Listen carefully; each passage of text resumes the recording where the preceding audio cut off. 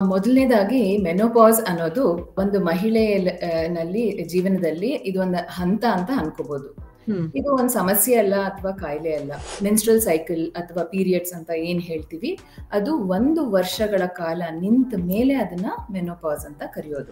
So ಈ oestrogen receptors ಇಂದ ಏನಾಗುತ್ತೆ, ಕಣ್ಣಲ್ಲಿ ಡ್ರೈನೆಸ್ ಅನ್ನೋದು ಕಾಣಿಸ್ಕೊಳ್ಳುತ್ತೆ. ಈ ಈಸ್ಟ್ರೋಜನ್ ಏನ್ ಮಾಡುತ್ತೆ, ನೀರು ಉತ್ಪತ್ತಿ ಆಗತ್ತಲ್ಲ, ಲ್ಯಾಕ್ರಿಮಲ್ ಗ್ಲ್ಯಾಂಡ್ ಅಂತ, ಅದ್ರ ಮೇಲೆ ಪರಿಣಾಮ ಬೀರುತ್ತೆ. ಸೊ ಯಾವಾಗ ಈಸ್ಟ್ರೋಜನ್ ಕಮ್ಮಿ ಆಗುತ್ತೆ, ಕಣ್ಣೀರು ಸೆಕ್ರೀಟ್ ಆಗೋದು ಕಮ್ಮಿ ಆಗುತ್ತೆ. ಈ ಹಾರ್ಮೋನಲ್ ಫ್ಲಕ್ಚುಯೇಷನ್ಸ್ ಆದಾಗ ದೇಹದಲ್ಲಿ ಸ್ವಲ್ಪ ಮಂಜ್ ಅಂತ ಅನ್ಸೋದು, ಸ್ವಲ್ಪ ಫಾಗಿ ವಿಷನ್ ಆಗೋದು, ಸ್ವಲ್ಪ ಬ್ಲರಿ ವಿಷನ್ ಆಗೋದು.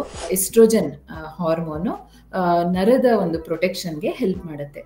ಯಾವಾಗ ಅದು ಪ್ರಮಾಣ ಕಮ್ಮಿ ಆದಾಗ ರೆಟಿನಾನಲ್ಲಿ ಕೆಲವು ಚೇಂಜಸ್, ಅಂದ್ರೆ ದೃಷ್ಟಿ ನರದಲ್ಲಿ ಸ್ವಲ್ಪ ಚೇಂಜಸ್ ಕಾಣಿಸ್ಕೋಬಹುದು. ಬೇರೆ ಕಾರಣಗಳು ಇರುತ್ತೆ. ಇವಾಗ ಡಿಜಿಟಲ್ ಡಿವೈಸ್ ಎಕ್ಸ್ಪೋಜರ್, ಆ ಏಜ್ ಗ್ರೂಪ್ ಅಲ್ಲಿ ಡಿಜಿಟಲ್ ಡಿವೈಸ್ ಎಕ್ಸ್ಪೋಜರ್ ಇಂದ ತುಂಬಾ ಶಕೆ ಇದು ಅನ್ಸ್ದಾಗ AC ತುಂಬಾ ಬಳಸೋದ್ರಿಂದ ಅಥವಾ ಫ್ಯಾನ್ ತುಂಬಾ ಬಳಸೋದ್ರಿಂದ, ಧೂಳಲ್ಲಿ ಇದ್ರೆ ಹೋಗೋದ್ರೆ ಇದು ಎಲ್ಲ ಕಾಂಟ್ರಿಬ್ಯೂಟ್ ಮಾಡುತ್ತೆ. ಮೆನೋಪಾಸ್ ಅಥವಾ ಪೋಸ್ಟ್ ಮೆನೋಪಾಸ್ ಇಂದಾನೇ ಪೊರೆ ಬರುತ್ತೆ ಅಂತ ಯಾವೇ ಒಂದು ಟೆಸ್ಟ್ ಇಂದ ಹೇಳಕ್ ಆಗಲ್ಲ. ಅದು ಒಂದು ಸಾಧ್ಯತೆ ಅಷ್ಟೇ. ಡಾಕ್ಟರ್, ಕಣ್ಣಿನ ಸಮಸ್ಯೆಯಲ್ಲಿ ಕೆಲವರಿಗೆ ರಾತ್ರಿ ಹೊತ್ತು ಕಣ್ಣು ಮಂಜಾಗುವಂತದ್ದು ಅಥವಾ ನೈಟ್ ಟೈಮ್ ವಿಷನ್ ಪ್ರಾಬ್ಲಮ್ ಬರುತ್ತೆ. ಸೊ ಇದಕ್ಕೂ ಮೆನೋಪಾಸ್ಗೆ ಏನಾದ್ರು ಕನೆಕ್ಷನ್ಸ್ ಇದೆಯಾ? ಕಣ್ಣಲ್ಲಿ ಏನೋ ಬಿದ್ದಂಗೆ ಮರಳು ಒತ್ತೋದು, ಆಮೇಲೆ ಕಣ್ಣಲ್ಲಿ ರಿಫ್ಲೆಕ್ಸ್ ಟಿಯರಿಂಗ್ ಅಂತೀವಿ, ಅಂದ್ರೆ ಅರ್ಲಿ ಡ್ರೈನೆಸ್ ಅಲ್ಲಿ ಕಣ್ಣಿನ ಸರ್ಫೇಸ್ ಮೇಲೆ ಡ್ರೈ ಸ್ಪಾಟ್ಸ್ ಬಂದು ಏನಾದ್ರೂ ದೃಷ್ಟಿಸಿ ನೋಡಿದಾಗ ಕಣ್ಣೀರು ಸುರಿಯೋದು, ಮತ್ತೆ ಒಂದು ಗ್ರಿಟಿ ಸೆನ್ಸೇಷನ್ ಅಂತೀವಿ, ಏನೋ ಒಂದು ಕಣ್ಣು ಭಾರ, ಮತ್ತೆ ಫಟೀಗು, ಕಣ್ಣು ಮುಚ್ಕೊಂಡಿರೋಣ ಅನ್ಸೋದು, ಇದೆಲ್ಲ ಒಂದು ಸಿಂಪ್ಟಮ್ಸ್ ಕಾಣಿಸ್ಕೋಬಹುದು. ತುಂಬಾ ಬೆಳಕು ನೋಡಿದಾಗ ದೃಷ್ಟಿಸಿ ನೋಡಕ್ಕಾಗಲ್ಲ, ಆಮೇಲೆ ಕಣ್ಣು ಮುಚ್ಕೋಬೇಕು ಅನ್ಸುತ್ತೆ, ಕಣ್ಣು ಕೆಂಪಾಗುತ್ತೆ, ಕಣ್ಣಲ್ಲಿ ನೀರು ಸುರಿಯುತ್ತೆ. ಸೊ ಇದೆಲ್ಲ ಡ್ರೈನೆಸ್ ಸಿಂಪ್ಟಮ್ಸು. ಆಮೇಲೆ ಕೆಲವು ಸತಿ ಎಕ್ಸ್ಟೆನ್ಸಿವ್ ಡಿಜಿಟಲ್ ಡಿವೈಸ್ ಎಕ್ಸ್ಪೋಜರ್, ಇವಾಗ ತುಂಬಾ ಮೊಬೈಲು, ತುಂಬಾ ಲ್ಯಾಪ್ಟಾಪು, TV ಎಲ್ಲ ತುಂಬಾ ಬಳಸ್ತಾ ಇದ್ದಾಗ, ಹೆಚ್ಚು ಉಪಯೋಗಿಸುವಾಗ, ಅವಾಗ್ಲೂ it may add up. Estrogen ಏನ್ ಮಾಡುತ್ತೆ, it will help to reduce keep the pressure under control. ಕಣ್ಣಿನ ಪ್ರೆಷರ್ನ ಒಂದು ಕಂಟ್ರೋಲ್ ಇಟ್ಕೊಳ್ಳೋಕೆ ಹೆಲ್ಪ್ ಮಾಡುತ್ತೆ. ಯಾವಾಗ ಎಸ್ಟ್ರೋಜನ್ ಪ್ರಮಾಣ ದೇಹದಲ್ಲಿ ಕಮ್ಮಿ ಆದಾಗ ಕಣ್ಣಿನ ಪ್ರೆಷರು ಜಾಸ್ತಿ ಆಗೋ ಸಾಧ್ಯತೆ ಇರುತ್ತೆ. ಕಣ್ಣಿನ ಪ್ರೆಷರ್ ಜಾಸ್ತಿ ಆದಾಗ ಆ ಕಂಡೀಷನ್ಗೆ ನಾವು ಗ್ಲಾಕೋಮಾ ಅಂತೀವಿ. ಹಾರ್ಟ್ ಆಗ್ಬೋದು, ಕಿಡ್ನಿ ಆಗ್ಬೋದು, ಆ ಥರ ಎಲ್ಲ ಏನೇನು ಚೇಂಜಸ್ ಬರುತ್ತೋ ಹಂಗೇನೆ ಕಣ್ಣಲ್ಲೂ ಸಮಸ್ಯೆಗಳು ಬರುತ್ತೆ.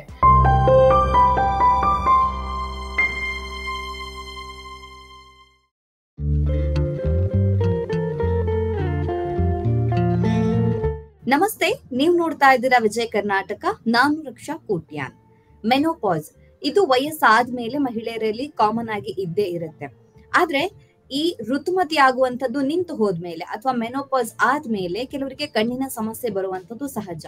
ಹಾಗಿದ್ರೆ ಈ ಮೆನೋಪಾಸ್ ಆದ್ಮೇಲೆ ಕಣ್ಣಿಗೆ ಸಂಬಂಧಿಸಿದಂತ ಸಮಸ್ಯೆ ಯಾವುದು ಬರುತ್ತೆ, ಇದು ಯಾವ ಕಾರಣಕ್ಕೋಸ್ಕರ ಬರುತ್ತೆ ಅನ್ನೋದ್ರ ಬಗ್ಗೆ ಹೆಚ್ಚಿನ ಮಾಹಿತಿಯನ್ನ ತಿಳಿಸ್ಕೊಡೋದಕ್ಕೆ ಇವತ್ತು ನಮ್ ಜೊತೆ ಜಾಯಿನ್ ಆಗಿದ್ದಾರೆ doctor Savita Arun, medical superintendent, senior ophthalmologist, Nethradhama super speciality eye hospital. Doctor, ಕಾರ್ಯಕ್ರಮಕ್ಕೆ ಸ್ವಾಗತ. ನಮಸ್ತೆ ಡಾಕ್ಟರ್, ಈ ಮೆನೋಪಾಸ್ ಅನ್ನುವಂಥದ್ದು ಒಂದು ಏಜ್ ಆದ್ಮೇಲೆ ಅವರಲ್ಲಿ ಆ ಮೆನ್ಸ್ಟ್ರುಯೇಷನ್ ಸೈಕಲ್ ಸ್ಟಾಪ್ ಆಗುತ್ತೆ ಅನ್ನುವಂಥದ್ದು ಎಲ್ರಿಗೂ ಕೂಡ ಗೊತ್ತಿರುವಂತದ್ದು.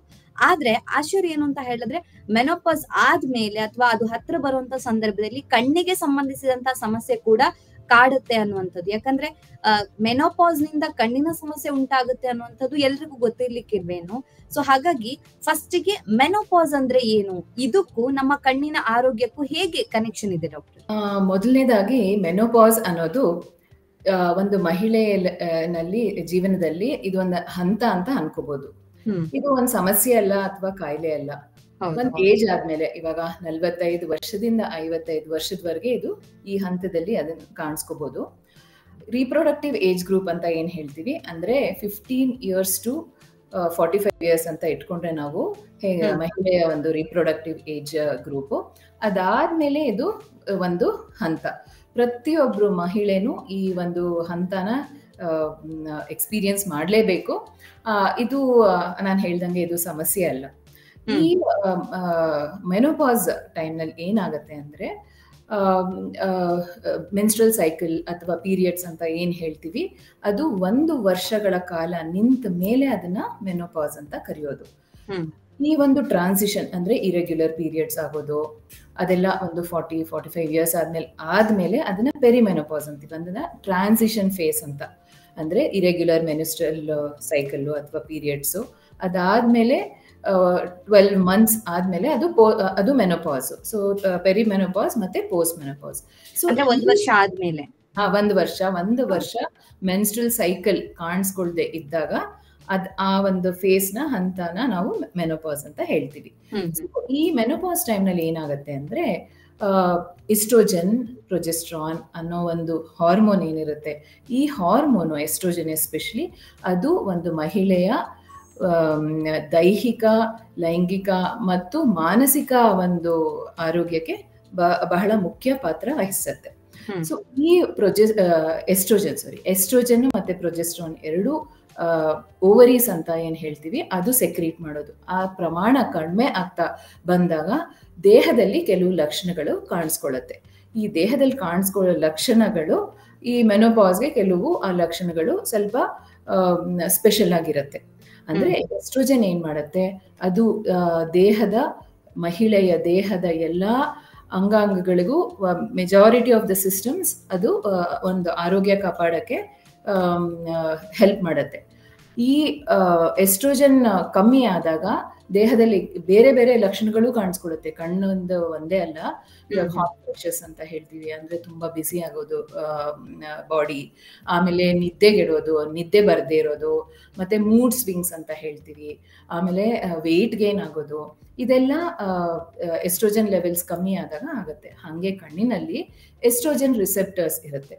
ಸೊ ಈ ಈಸ್ಟ್ರೋಜನ್ ರಿಸೆಪ್ಟರ್ಸ್ ಇಂದ ಏನಾಗುತ್ತೆ, ಕಣ್ಣಲ್ಲಿ ಡ್ರೈನೆಸ್ ಅನ್ನೋದು ಕಾಣಿಸ್ಕೊಳ್ಳುತ್ತೆ. ಸೊ ಕಣ್ಣಿನ ಡ್ರೈನೆಸ್ ತುಂಬಾ ಕಾಮನ್ ಕಂಡೀಷನ್. ಕಣ್ಣಿನ ತೊಂದರೆಗಳಲ್ಲಿ ಮೆನೋಪಾಸ್ ಟೈಮ್ ನಲ್ಲಿ ಕಾಣಿಸ್ಕೊಳ್ಳೋದು ಡ್ರೈನೆಸ್ ತುಂಬಾ ಕಾಮನ್. ಯಾಕೆ ಅಂದ್ರೆ ಈ ಈಸ್ಟ್ರೋಜನ್ ಏನ್ ಮಾಡುತ್ತೆ, ಕಣ್ಣೀರು ಉತ್ಪತ್ತಿ ಆಗತ್ತಲ್ಲ, ಲ್ಯಾಕ್ರಿಮಲ್ ಗ್ಲ್ಯಾಂಡ್ ಅಂತ, ಅದ್ರ ಮೇಲೆ ಪರಿಣಾಮ ಬೀರುತ್ತೆ. ಸೊ ಯಾವಾಗ ಎಸ್ಟ್ರೋಜನ್ ಕಮ್ಮಿ ಆಗತ್ತೆ, ಕಣ್ಣಿನಲ್ಲಿ ಕಣ್ಣೀರು ಸೆಕ್ರೀಟ್ ಆಗೋದು ಕಮ್ಮಿ ಆಗತ್ತೆ. ಆಮೇಲೆ ಕಣ್ಣಿನ ಲಿಡ್ಸ್ ಅಲ್ಲಿ ಗ್ಲ್ಯಾಂಡ್ಸ್ ಇರುತ್ತೆ, ಅದನ್ನ ಮೆಬೋಮಿಯಂ ಗ್ಲ್ಯಾಂಡ್ಸ್ ಅಥವಾ ಆಯಿಲ್ ಗ್ಲ್ಯಾಂಡ್ಸ್ ಅಂತ ಕರಿತೀವಿ. ಈ ಆಯಿಲ್ ಗ್ಲ್ಯಾಂಡ್ಸ್ ಏನ್ ಮಾಡುತ್ತೆ, ಒಂದು ಆಯಿಲ್ ಲೇಯರ್ ಸೆಕ್ರೀಟ್ ಮಾಡುತ್ತೆ.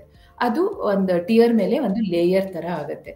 ಸೊ ಅದು ಕಣ್ಣೀರು ಬೇಗ ಇವ್ಯಾಪರೇಟ್ ಆಗದೆ ಇರೋ ತರ ನೋಡ್ಕೊಳ್ಳುತ್ತೆ. ಸೊ ಈಸ್ಟ್ರೋಜನ್ ಲೆವೆಲ್ ಕಮ್ಮಿ ಆದಾಗ ಈ ಆಯಿಲ್ ಗ್ಲ್ಯಾಂಡ್ ಸೆಕ್ರೀಷನ್ ಕೂಡ ಕಮ್ಮಿ ಆಗುತ್ತೆ.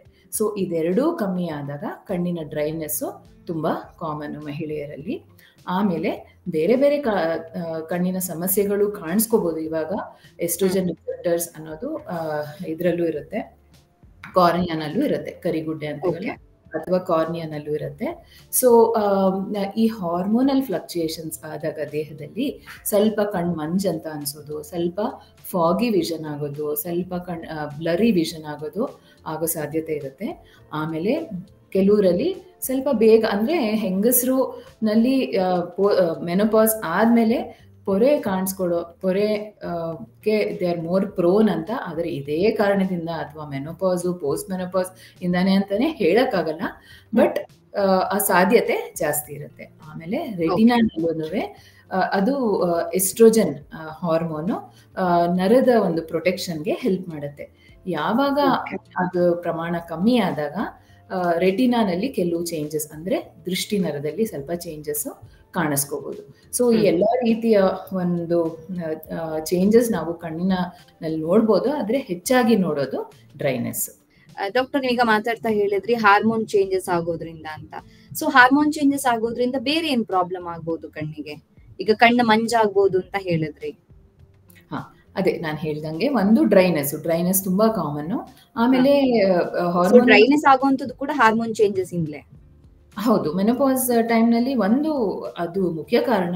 ಬೇರೆ ಕಾರಣಗಳು ಇರುತ್ತೆ. ಇವಾಗ ಡಿಜಿಟಲ್ ಡಿವೈಸ್ ಎಕ್ಸ್ಪೋಜರ್, ಆ ಏಜ್ ಗ್ರೂಪ್ ಅಲ್ಲಿ ಡಿಜಿಟಲ್ ಡಿವೈಸ್ ಎಕ್ಸ್ಪೋಜರ್ ಇಂದ ತುಂಬಾ ಶಕೆ ಇದು ಅನ್ಸ್ದಾಗ AC ತುಂಬಾ ಬಳಸೋದ್ರಿಂದ ಅಥವಾ ಫ್ಯಾನ್ ತುಂಬಾ ಬಳಸೋದ್ರಿಂದ ಧೂಳಲ್ಲಿ ಇದ್ರೆ ಹೋಗೋದ್ರೆ ಇದು ಎಲ್ಲ ಕಾಂಟ್ರಿಬ್ಯೂಟ್ ಮಾಡುತ್ತೆ. ಬಟ್ ಮೆನೋಪಾಸ್ ಇದರಲ್ಲಿ ಎಸ್ಟ್ರೋಜನ್ ಲೆವೆಲ್ಸ್ ಕಮ್ಮಿ ಆಗಿರೋದ್ರಿಂದಾನೇ ಡ್ರೈನೆಸ್ ಕಾಮನ್ ಆಗುತ್ತೆ. ಡಾಕ್ಟರ್, ಈಗ ಕಣ್ಣಿನ ಮೇಲೆ ಪೊರೆ ಬರುತ್ತೆ ಅಂತ ಹೇಳಿದ್ರಿ, ಅಂದ್ರೆ ಮೆನೋಪಾಸ್ ಆದ್ಮೇಲೆ. ಇವಾಗ ಒಂದು ಡೌಟ್ ಬರುತ್ತೆ, ಈಗ ಏಜ್ ಆದ್ಮೇಲೆ ಹಾಗಿದ್ರೆ ಗಂಡಸರಲ್ಲೂ ಕೂಡ ಕಣ್ಣಲ್ಲಿ ಪೊರೆ ಬರ್ಬೋದಲ್ವಾ? ಸೊ ಅದನ್ನ ಮೆನೋಪಾಸ್ ಇಂದಲೇ ಆಗಿದ್ದೆ ಅಂತ ಹೆಂಗೆ ಕನ್ಸಿಡರ್ ಮಾಡಕ್ಕಾಗುತ್ತೆ ಅಂತ? ಖಂಡಿತ ಮೆನೋಪಾಸ್ ಅಥವಾ ಪೋಸ್ಟ್ ಮೆನೋಪಾಸ್ ಇಂದಾನೇ ಪೊರೆ ಬರುತ್ತೆ ಅಂತ ಯಾವೇ ಒಂದು ಟೆಸ್ಟ್ ಇಂದ ಹೇಳಕ್ ಆಗಲ್ಲ. ಅದು ಒಂದು ಸಾಧ್ಯತೆ ಅಷ್ಟೇ. ಯಾಕೆಂದ್ರೆ ಅದೇ ಹಾರ್ಮೋನಲ್ ಚೇಂಜಸ್ ಇಂದ ಕೆಲವು ತರ ಹೈಡ್ರೇಷನ್ ಚೇಂಜಸ್ ಆಗುತ್ತೆ. ಕಣ್ಣಿನ ಮೇಲೆ ಬರೋದಿಲ್ಲ ಪೊರೆ ಅನ್ನೋದು, ನ್ಯಾಚುರಲ್ ಲೆನ್ಸ್ ಇರುತ್ತೆ ಕಣ್ಮೊಳಗಡೆ, ಅದು ಒಪೇಕ್ ಹಾಕೊಂಡ್ ಬರುತ್ತೆ. ಅದು ವಯಸ್ಸಾದಂಗೆ ಹೆಂಗೆ ಕೂದಲು ಬೆಳ್ಳಗಾಗುತ್ತೋ ಇದೆಲ್ಲ, ಆಮೇಲೆ ಚರ್ಮ ಸುಕ್ಕಾಗತ್ತೆ. ಸೊ ಇದೆಲ್ಲ ಒಂದು ಫಿಸಿಯೋಲಾಜಿಕಲ್ ಚೇಂಜಸ್ ಅಥವಾ ಏಜಿಂಗ್ ಚೇಂಜಸ್ ಅಂತ ಅನ್ಕೋಬಹುದು. ಅದೇ ತರಾನೇ ಕಣ್ಣಿನಲ್ಲಿ ಹೈಡ್ರೇಷನ್ ಚೇಂಜಸ್ ಇಂದ ಮತ್ತೆ ಕೆಲವು ತರ ಕೆಮಿಕಲ್ ಚೇಂಜಸ್ ಇಂದ ಪೊರೆ ಬರುತ್ತೆ. ಬಟ್ ಪೋಸ್ಟ್ ಮೆನೋಪಾಸಲ್ ಇದರಲ್ಲಿ ಆ ಸಾಧ್ಯತೆ ಇರುತ್ತೆ ಅನ್ನೋದೇ ಹೊರತು ಇದರಿಂದಾನೇ ಅಂತ ಖಂಡಿತ ಹೇಳಕ್ಕೆ ಸಾಧ್ಯತೆ ಹೆಚ್ಚಾಗಿರುತ್ತೆ ಅಂತ. ಯಾಕೆಂತ ಹೇಳಿದ್ರೆ ಈಗ ವಯಸ್ಸಾಗುವಂತದ್ದು ಅಂತ ಹೇಳಿದ್ರೆ ಬರೀ ಹೆಂಗಸ್ರಿಗೆ ಮಾತ್ರ ಅಲ್ಲ, ಗಂಡಸ್ರಿಗೂ ವಯಸ್ಸಾಗುತ್ತೆ, ಅವ್ರಿಗೂ ಕಣ್ಣಿನ ಸಮಸ್ಯೆ ಬರುತ್ತೆ. ಸೊ ಮೆನೋಪಾಸ್ ಇಂದ ಆಗುತ್ತೆ ಅನ್ನೋದನ್ನ ಕೇಳಿದಾಗ ಯಾಕೆ ಗಂಡಸರಲ್ಲೂ ಕಣ್ಣಿನ ಪ್ರಾಬ್ಲಮ್ ಬರುತ್ತಲ್ವಾ ಅನ್ನೋ ಒಂದು ಡೌಟ್ಸ್ ಬರುತ್ತೆ. ಸೊ ಅದಕ್ಕೋಸ್ಕರ ಕೇಳಿದೆ. ಡಾಕ್ಟರ್, ಕಣ್ಣಿನ ಸಮಸ್ಯೆಯಲ್ಲಿ ಕೆಲವರಿಗೆ ರಾತ್ರಿ ಹೊತ್ತು ಕಣ್ಣು ಮಂಜಾಗುವಂತದ್ದು ಅಥವಾ ನೈಟ್ ಟೈಮ್ ವಿಷನ್ ಪ್ರಾಬ್ಲಮ್ ಬರುತ್ತೆ. ಸೊ ಇದಕ್ಕೂ ಮೆನೋಪಾಸ್ಗೆ ಏನಾದ್ರು ಕನೆಕ್ಷನ್ಸ್ ಇದೆಯಾ?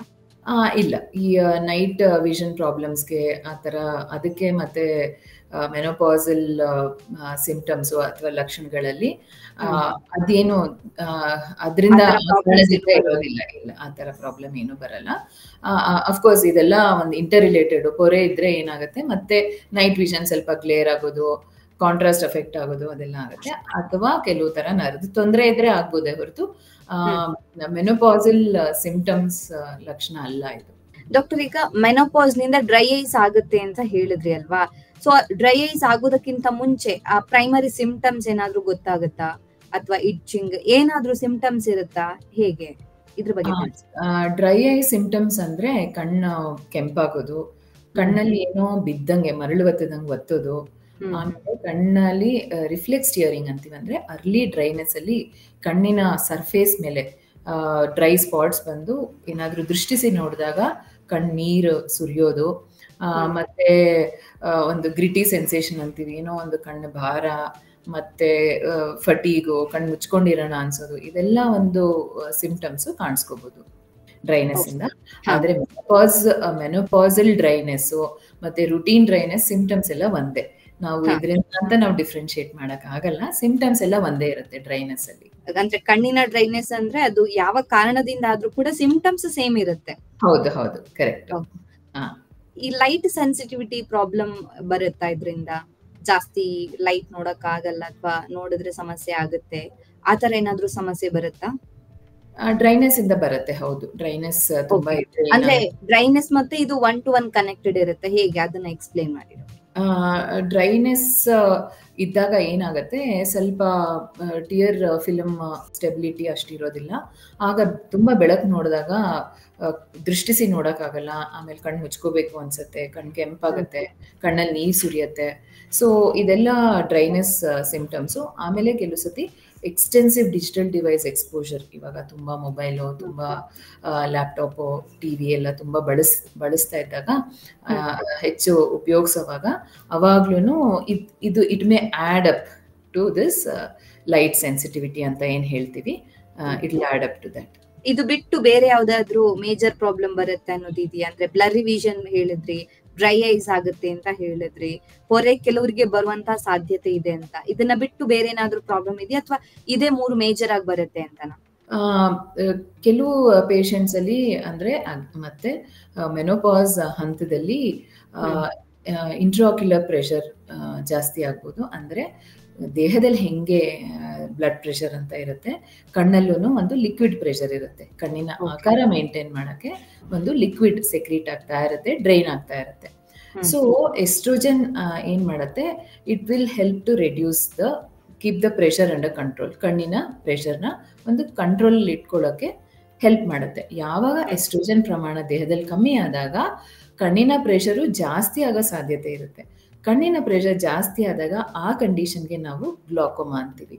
ಗ್ಲಾಕೋಮಾ ಅದು irreversible, it causes irreversible blindness, ಅಥವಾ ಯಾವುದು ಒಂದು ದೃಷ್ಟಿ ಹೋಗಿರತ್ತೆ ಅದನ್ನ ನಾವು ಮತ್ತೆ ಪಡ್ಕೊಳಕ್ಕಾಗಲ್ಲ. ಸೊ ಅದು ಇರ್ರಿವರ್ಸಿಬಲ್ ಬ್ಲೈಂಡ್ನೆಸ್ ಕಾಸ್ ಮಾಡುತ್ತೆ.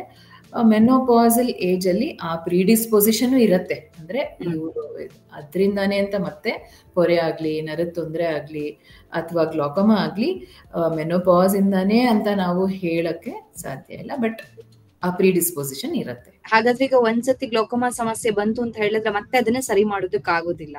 ಏನು ದೃಷ್ಟಿ ಇದೆ ಅದನ್ನ ನಾವು ಪ್ರಿಸರ್ವ್ ಮಾಡ್ಕೋಬಹುದು, ಆದ್ರೆ ಕಳ್ಕೊಂಡಿದ್ದ ದೃಷ್ಟಿನ ಮತ್ತೆ ಪಡ್ಕೊಳಕ್ ಆಗಲ್ಲ. ಅದನ್ನೇ ಇರ್ರಿವರ್ಸಿಬಲ್ ಬ್ಲೈಂಡ್ನೆಸ್ ಅಂತ ಹೇಳೋದು.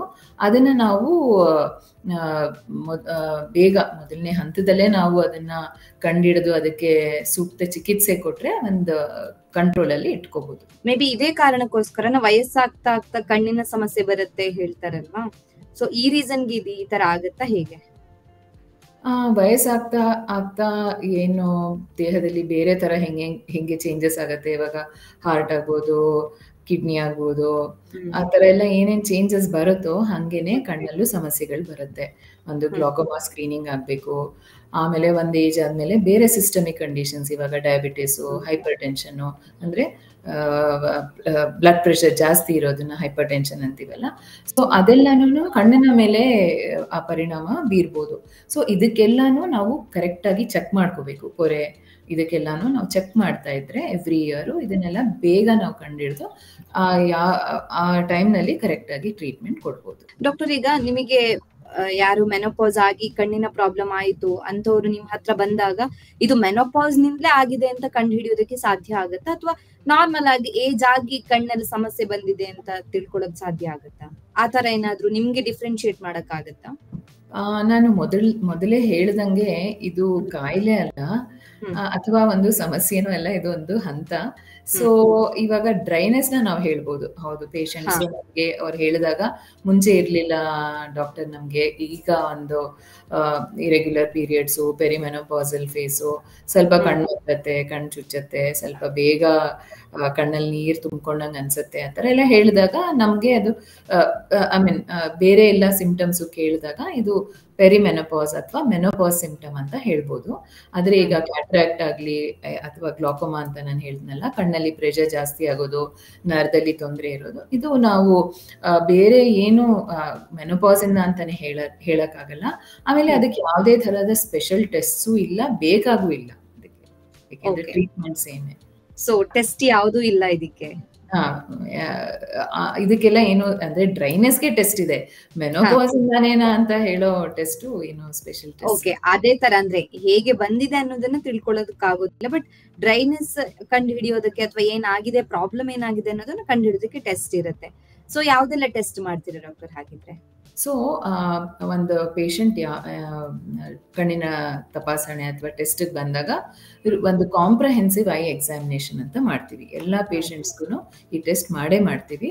ಸೊ ಬಂದಾಗ ಅವ್ರದ್ದು ದೃಷ್ಟಿ ಪರೀಕ್ಷೆ ಆಗತ್ತೆ, ಕಣ್ಣಿನಲ್ಲಿ ಪ್ರೆಷರ್ ಎಷ್ಟಿದೆ ಪೇಷಂಟ್ಗೆ ಅಂತ ನಾವು ಪರೀಕ್ಷೆ ಮಾಡ್ತೀವಿ. ಆಮೇಲೆ ಅವರ ದೃಷ್ಟಿ ಎಷ್ಟಿದೆ ಅಂತ ನೋಡಿಕೊಂಡು ಅವ್ರಿಗೆ ಕಣ್ಣಿನ ದೃಷ್ಟಿದೋಷ ಏನಾದ್ರು ಇದೆಯಾ ಅಂತ ಚೆಕ್ ಮಾಡಿ, ಅಕಸ್ಮಾತ್ ದೃಷ್ಟಿ ಕಮ್ಮಿ ಇದ್ರೆ ಕನ್ನಡಕದಲ್ಲಿ ಇಂಪ್ರೂವ್ಮೆಂಟ್ ಆಗುತ್ತಾ ಅಂತ ಅದನ್ನ ನೋಡ್ತೀವಿ. ಅದಾದ್ಮೇಲೆ ಪೇಷಂಟ್ಸ್ಗೆ ನಾವು ಡೈಲೇಟ್ ಮಾಡಿ, ಅಂದ್ರೆ ಕಣ್ಣಿಗೆ ಡ್ರಾಪ್ಸ್ ಹಾಕಿ, ಪಾಪೆ ಅಂತ ಏನ್ ಹೇಳ್ತೀವಿ ಪ್ಯೂಪಿಲ್ನ, ಅದನ್ನ ಡೈಲೇಟ್ ಮಾಡಿ ನರ ಎಲ್ಲ ಚೆಕ್ ಮಾಡ್ತೀವಿ. ಸೊ ಇದಿಷ್ಟು it forms comprehensive eye examination. ಎಲ್ಲ ಪೇಷಂಟ್ಗೂ ಇದು ಮಾಡ್ತೀವಿ.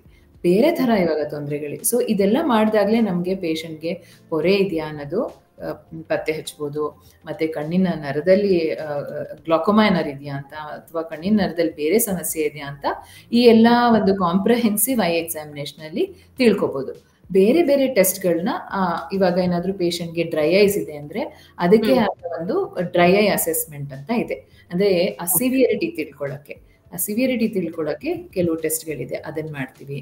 ಆಮೇಲೆ ನರದ ತೊಂದರೆ ಇದೆ ಅಂದರೆ ಅವ್ರಿಗೆ OCT ಅಂತ ಇದೆ, ಆಮೇಲೆ ಒಂದು ಫೋಟೋಗ್ರಾಫ್ ತೆಗೆಯೋದು, ಈ ಥರ ಬೇರೆ ಬೇರೆ ಟೆಸ್ಟ್ಗಳು ಮಾಡ್ಬೋದು. ಗ್ಲಾಕೋಮಾ ಇದೆ ಅಂದರೆ ಇವಾಗ ಫೀಲ್ಡ್ ಟೆಸ್ಟ್, ಪೇಷಂಟ್ಗೆ ಸೈಡ್ ವಿಷನ್ ಎಷ್ಟಿದೆ, ಆಮೇಲೆ ಕಾರ್ನಿಯಾ ಥಿಕ್ನೆಸ್ ಎಷ್ಟಿದೆ, ಆ ಥರ ಬೇರೆ ಬೇರೆ ಬೇರೆ ಬೇರೆ ಒಂದು ಸ್ಪೆಷಾಲಿಟಿ ಟೆಸ್ಟ್ಗಳನ್ನ ಮಾಡ್ತೀವಿ. ಬಟ್ ಕಾಂಪ್ರಿಹೆನ್ಸಿವ್ ಚೆಕ್ಕಲ್ಲಿ ಇದೆಲ್ಲ ಒಂದು ಫುಲ್ ಎಕ್ಸಾಮಿನೇಷನ್, 360 ಡಿಗ್ರಿ ಎಕ್ಸಾಮಿನೇಷನ್ ಆಗೋಗುತ್ತೆ ಪೇಷಂಟ್ಗೆ.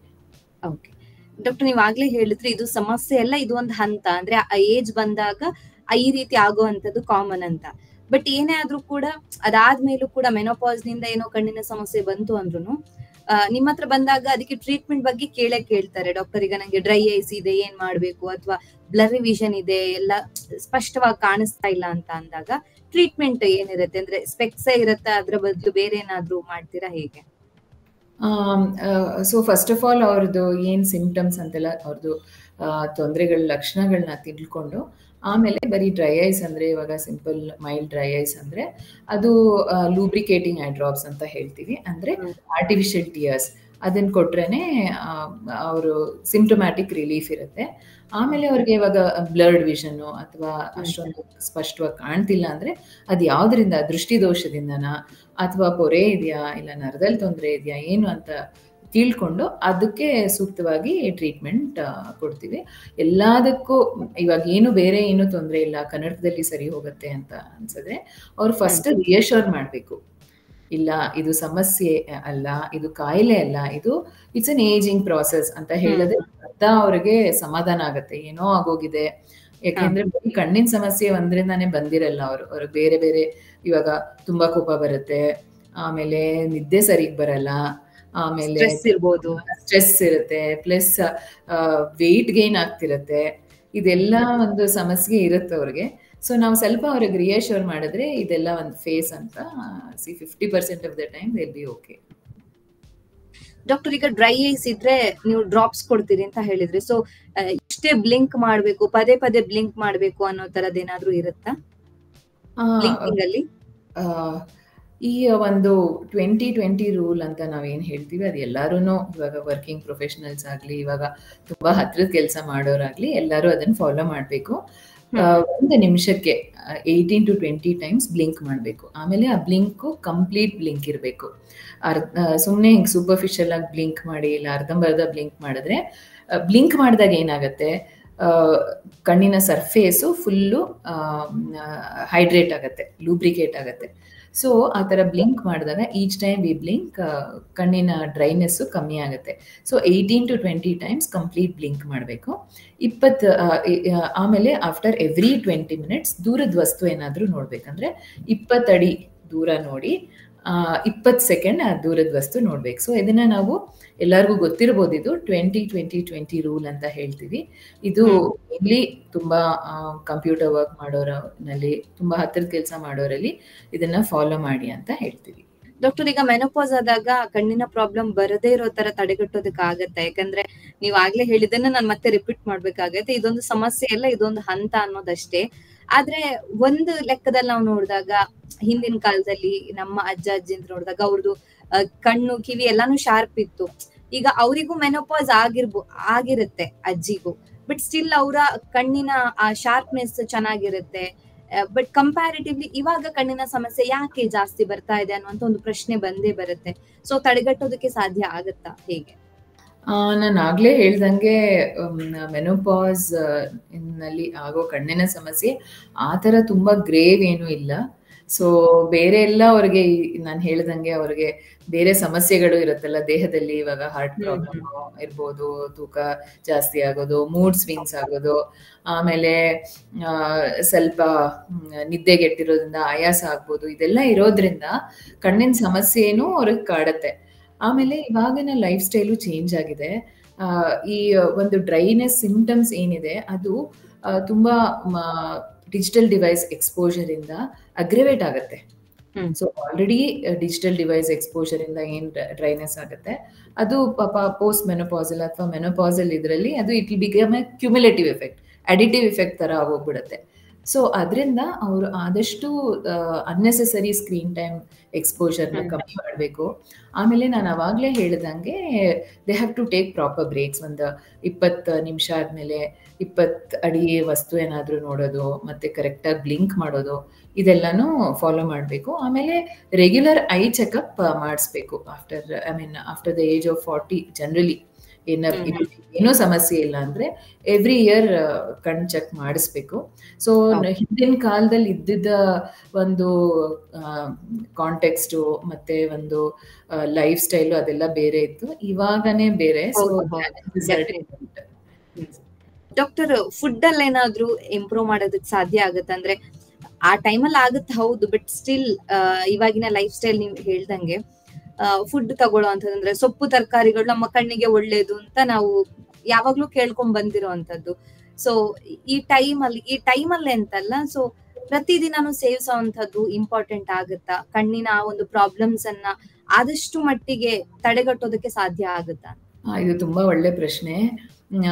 ಇವಾಗ ಮೆನೋಪಾಸ್ ತಗೊಳ್ಳೋದಾದ್ರೆ ಈ ಒಂದು ಸಿಂಪ್ಟಮ್ಸ್ ಏನು ಲಕ್ಷಣಗಳು ಕಾಣಿಸ್ಕೊಳತ್ತಲ್ಲ, ಅವರ ಒಂದು ಆಹಾರ ಶೈಲಿ, ವ್ಯಾಯಾಮ ಇದೆಲ್ಲ ಮಾಡೋದ್ರಿಂದ ಒಂದು 50% ಆಫ್ ದೇರ್ ಸಿಂಪ್ಟಮ್ಸ್ ಅದೆಲ್ಲಾನು ಲಕ್ಷಣಗಳು ಕಮ್ಮಿ ಆಗುತ್ತೆ. ಅದರಲ್ಲೂ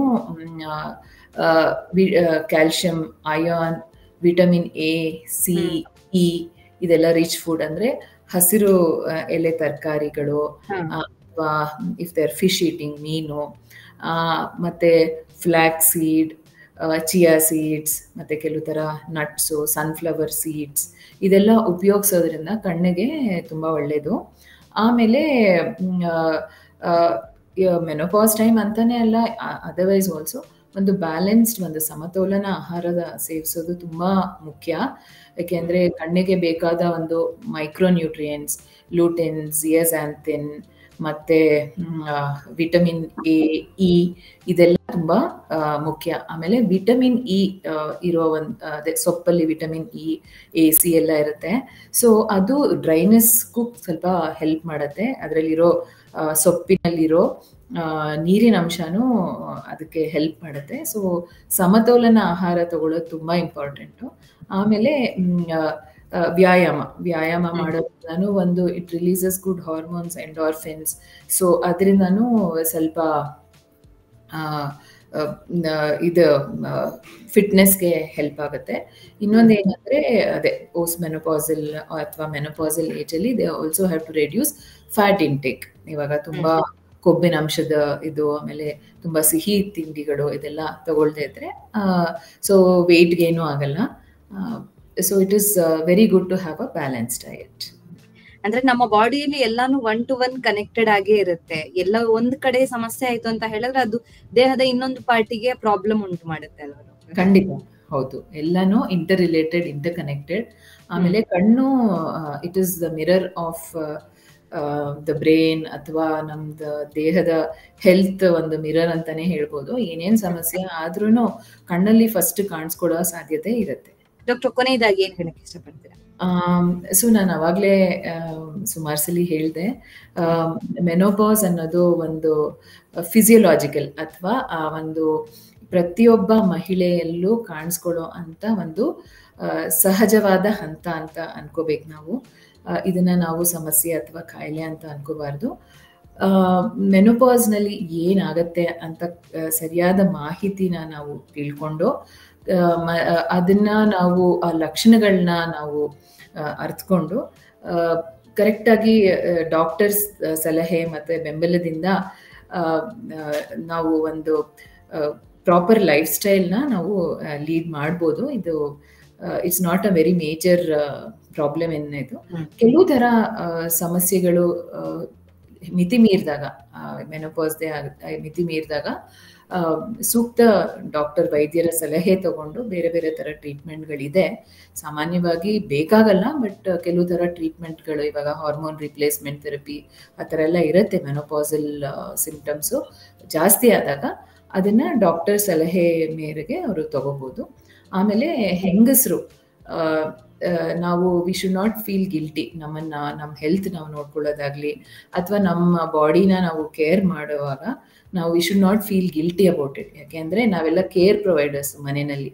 ಸೊ ನಮ್ಮ ಹೆಲ್ತ್ ಚೆನ್ನಾಗಿದ್ದರೆ ನಮ್ಮ ಸಂಸಾರದ ಹೆಲ್ತು ಮತ್ತು ನಮ್ಮ ಸಮಾಜಕ್ಕೆ ನಾವು we can be more productive. So we should take good care of ourselves and it will be useful to the society at large. Thank you so much doctor. ನಮ್ಮ ಇವತ್ತಿನ ಕಾರ್ಯಕ್ರಮದಲ್ಲಿ ಮೆನೋಪಾಸ್ ಆಗೋದ್ರಿಂದಾಗಿ ನಮ್ಮ ಕಣ್ಣಿನ ಮೇಲೆ ಯಾವೆಲ್ಲ ಸಮಸ್ಯೆ ಉಂಟಾಗುತ್ತೆ, ಅಂದ್ರೆ ಅದು ಸಮಸ್ಯೆ ಅಲ್ಲ, ಅದು ಒಂದು ಹಂತ ಅಷ್ಟೇ. ಆ ಒಂದು ಏಜ್ ಬಂದಾಗ ಅದು ಸರ್ವೇ ಸಾಮಾನ್ಯ ಆಗಿರುತ್ತೆ. ಹಾಗಾಗಿ ಅದಕ್ಕೆ ಹೆಚ್ಚು ಭಯ ಪಡುವಂತ ಅವಶ್ಯಕತೆ ಇಲ್ಲ. ಆದ್ರೆ ನಮ್ಮ ಲೈಫ್ ಸ್ಟೈಲ್ ಅನ್ನ ನಾವು ಇಂಪ್ರೂವ್ ಮಾಡ್ಕೋಬೇಕು ಅನ್ನೋದನ್ನ ತಿಳಿಸ್ಕೊಟ್ಟಿದ್ದೀರಾ. Thank you so much doctor. Thank you so much.